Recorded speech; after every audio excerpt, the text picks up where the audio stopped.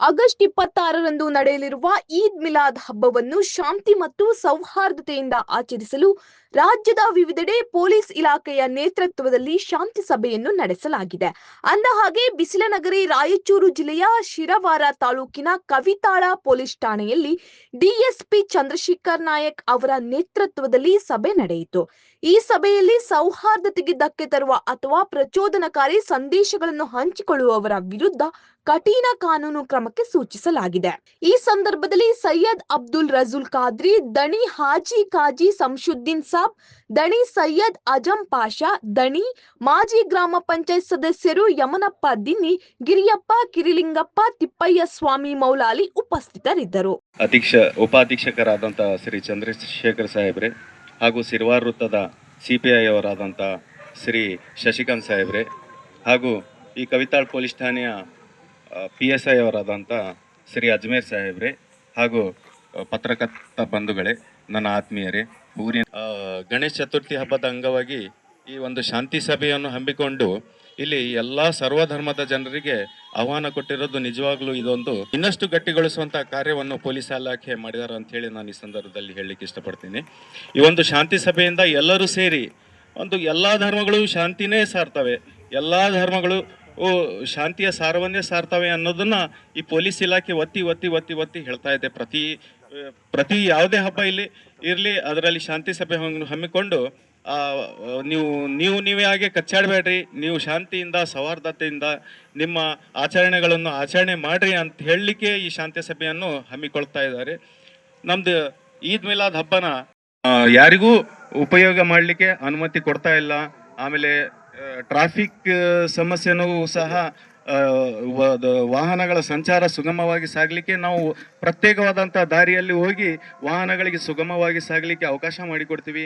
ಆಮೇಲೆ ಈ ಒಂದು ಮೆರವಣಿಗೆಯಲ್ಲಿ ಯಾರಿಗೂ ಸಹ ಮದ್ಯಪಾನ ಮಾಡಿ ಬಂದು ಇಲ್ಲಿ ಕುಣಿತ ಆಗಲಿ ಕುಣಿದಾಡೋದಾಗಲಿ ಅದಕ್ಕೆ ಅವಕಾಶ ಇರೋದಿಲ್ಲ.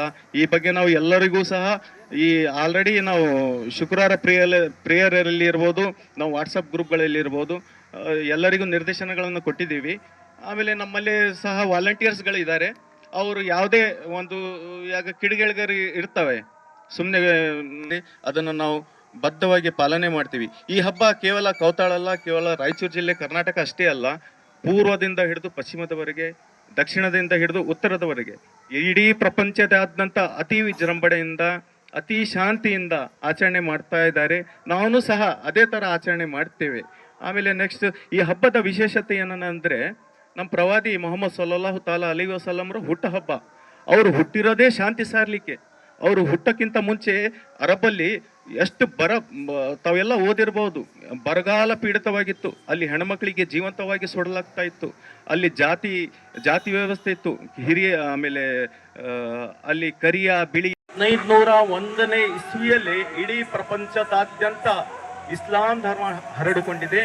ಆಮೇಲೆ ಇಸ್ಲಾಂ ಧರ್ಮದ ಮೂಲ ತಿರುಳು, ಮೂಲ ಉದ್ದೇಶ ಶಾಂತಿ, ಸೌಹಾರ್ದತೆ, ಸಹಬಾಳ್ವೆ, ವಿಶ್ವಾಸ.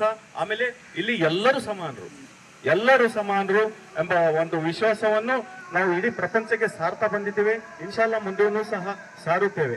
ಆಮೇಲೆ ಇನ್ನೊಂದು ನಮ್ಮ ಮುಸ್ಲಿಂ ಬಾಂಧವರಲ್ಲಿ ನಾವು ಹೇಳ್ಬೇಕಂತಂದ್ರೆ, ನಮ್ಮ ಹಿಂದೂಗಳಾಗ್ಲಿ ಕ್ರಿಶ್ಚಿಯನ್ಗಳಾಗ್ಲಿ ನಮ್ಮ ಮುಸಲ್ಮಾನರನ್ನ ನೋಡಿ ಅವರು ಮುಸಲ್ಮಾನ್ ಅಂದ್ರೆ ಇಸ್ಲಾಂ ಧರ್ಮ ಅಂದ್ರೆ ಇದೇ ತರ ಎಂಬುದನ್ನ ಅವ್ರು ಕುರಾನ್ ಓದಲ್ಲ, ಹದೀಸ್ ಓದಲ್ಲ, ನಮ್ಮ ಶರೀಯತನ್ನು ಓದಲ್ಲ.